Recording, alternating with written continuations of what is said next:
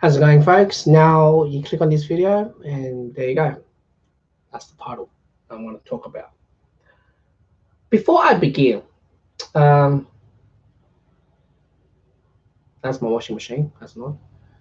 Regardless if you're taking your child to primary, high school, or university, I think it's more towards the primary and high school. Okay, university, guys can know which university is good or bad by the ranking. Hi, that first viewer. How are you? Um, to find a good school, you have to understand in today's world. Unfortunately, we live in a society that is all about based on business model. It's all about KPIs and annual reports. That's how governments are schooling, they get funding and there's more pass mark. It's good, looks good on their school. Number two, and you have to understand this. There's about fake and real teachers. What's a fake and what's a real teacher? And unfortunately, in today's world, there's a lot more fake than real. And these are the stuff that it's hard to understand, even though you try to go through their LinkedIn profile with the educators one by one. But who are the one that really has the brain? Because you think about it, education nowadays, those who go to university. Back in the days, those who go those who goes those who goes to university back in the days are usually those who are privileged IQ or those who has wealth. Those are the two type of people who go to university back in the days. And it's usually generally is the school population of 2% of going to university. And back then, university is not what it is today. That many university. Back then, it was just a handful, or probably less than a handful university. Probably have one or two universities each state, things like that, or one. Okay. So I only speak about Melbourne. Okay. Back in the days, they say like RMIT, Victoria University, and things like that were coming from a TAFE, and slowly transitioned to university. Not sure about La Trobe University. Maybe they work the same way as well. I don't know. But they say Melbourne University was the one who started established as the university. So they were the first ones. And you have to understand.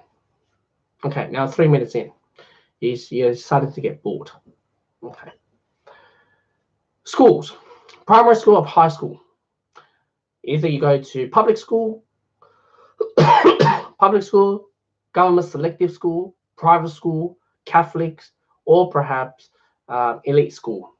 In Melbourne, they may call one of them maybe is Wesley College, which you pay $22,000 from prep to year 3, and from 4th grade to all the way to the 9th grade, it increased 1,000, 1,000, 1,000. And once you hit to year 10 to year 12, you pay $29,000 each year. Now, uniforms and school activities, sportings, traveling, things like that is not excluded. So you have that. Okay, so you have all that. So what is the difference? Now, a wisdom advice that is coming from ex principal, and I just recently engaged with this conversation, and I told her, in today's world, if you start your family, a brand new family in today's world, where would you take your kids? And simply blunt, she would say, government selective school. Okay, that draws your attention.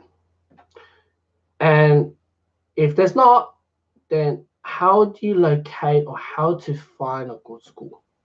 Now, I don't know where you guys are from, or I don't know where my viewers is watching this from.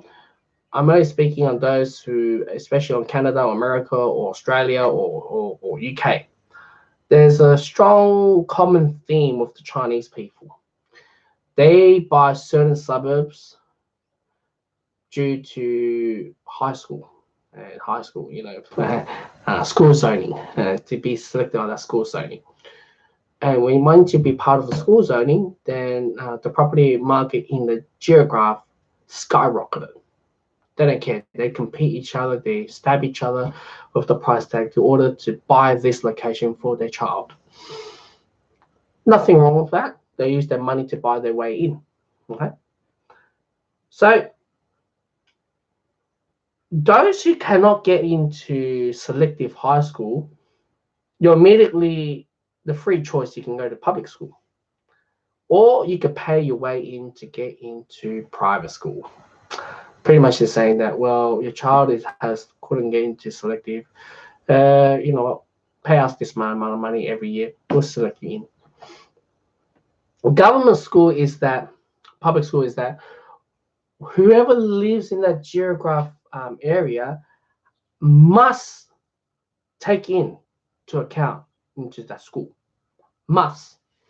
Because that is the priority first list where they take in the students. Then they have there. So now, guys, 6 minutes. You guys are saying, okay, I'm still interested in this topic. Great. Cool. Now let's talk about this topic really hard now. Okay.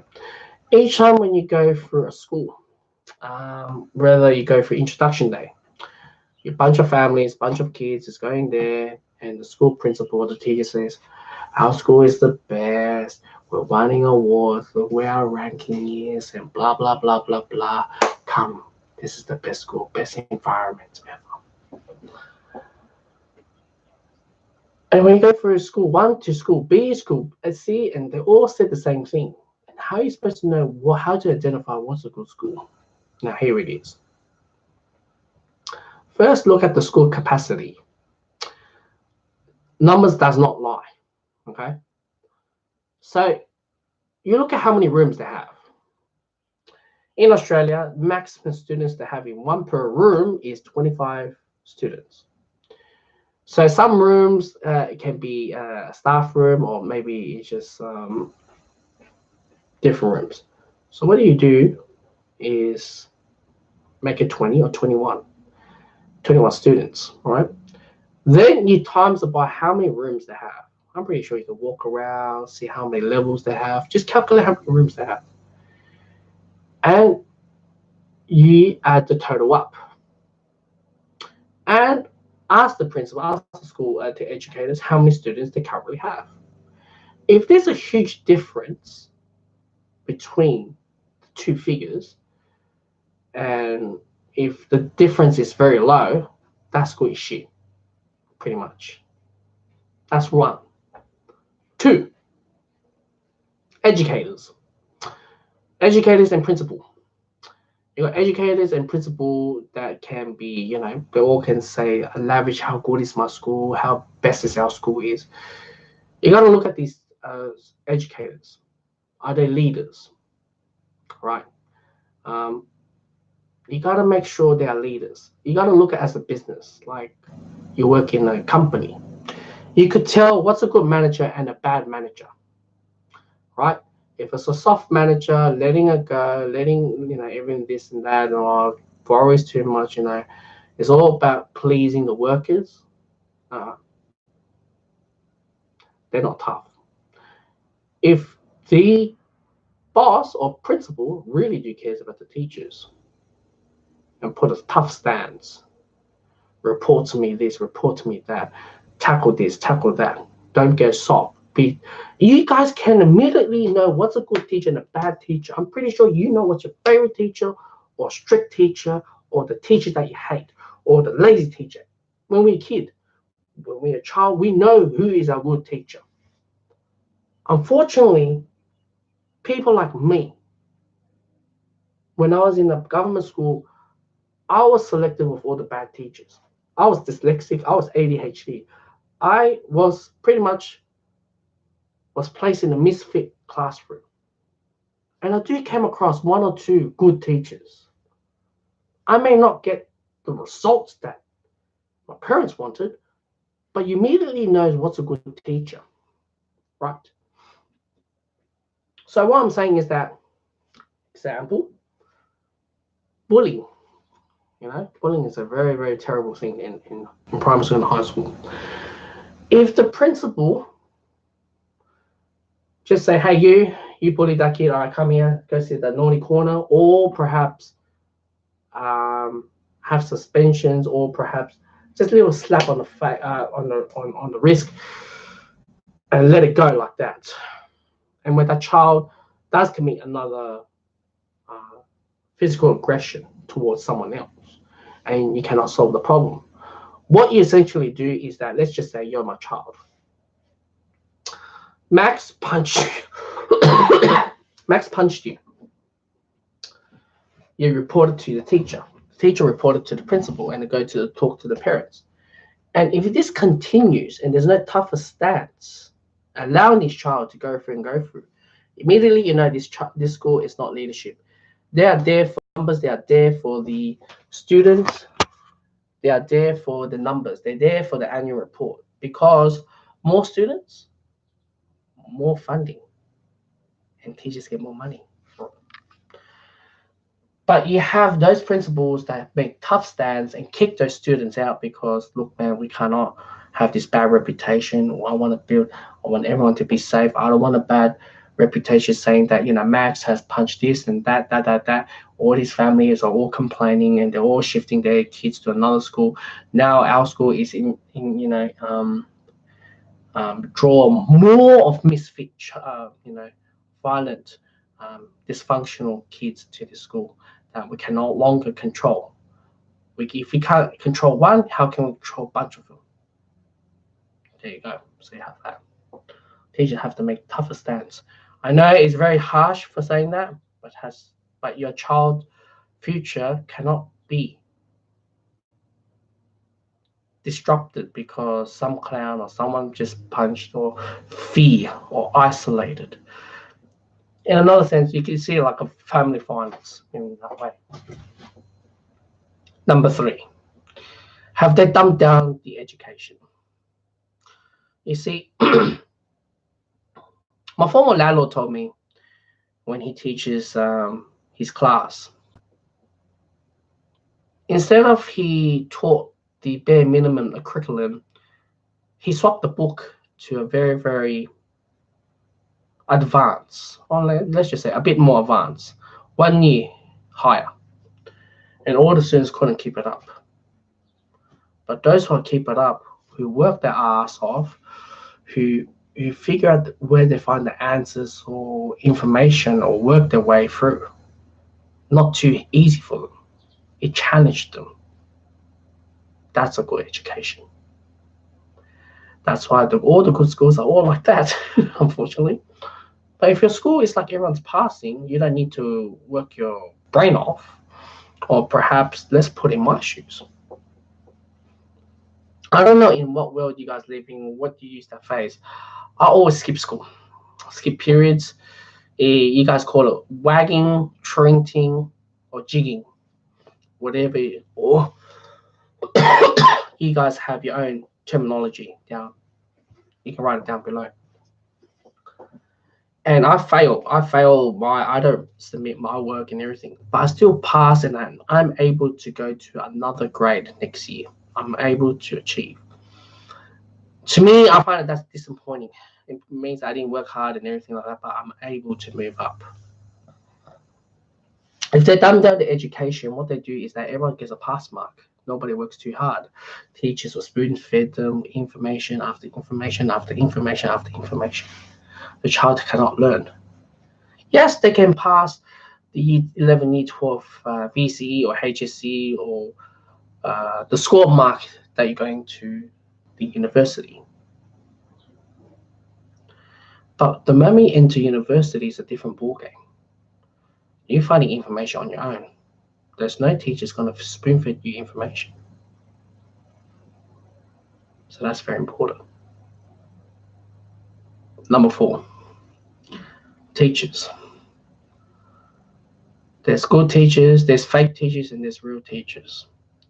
If you go through a very high prestigious schools or top 10 ranking schools, the common theme when you see the teachers is their age.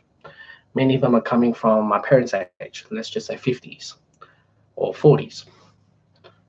And the reason why I'm telling you this, not because I'm picking on ageism because they have more experiences than that. You have to understand what has happened. The ex-principal has told me when John Howard got elected, I think it was 1993 or 1996, one of the years, all right? He has changed the curriculum.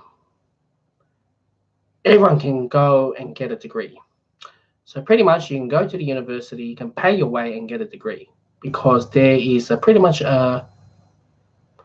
they have a percentage of failure mark of failing students and percentage of passing students. Therefore, education or being a teacher or getting a university degree is a business model now. So you have that. Then you ask yourself, people who are highly intellectual wouldn't choose to be a teacher. I'm telling you that. They can choose to be lawyers, doctors, in a high profession with even better pay than teachers. Even though teachers, you're starting from $75,000 per year, and really good teachers, you have $100,000 per year. But comparison doctors or things like that, you're getting way more.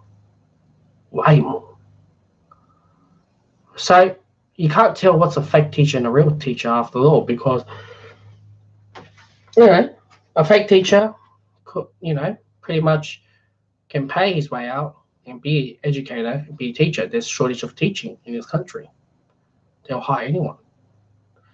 And if they can't teach appropriately or how to control the class, the students will either they learn getting a pass mark or being a misfit or student runs the class. So you have that. There you have it. Those are the stuff that the wisdom teacher principal has taught me. And it's good, to understand this whole idea.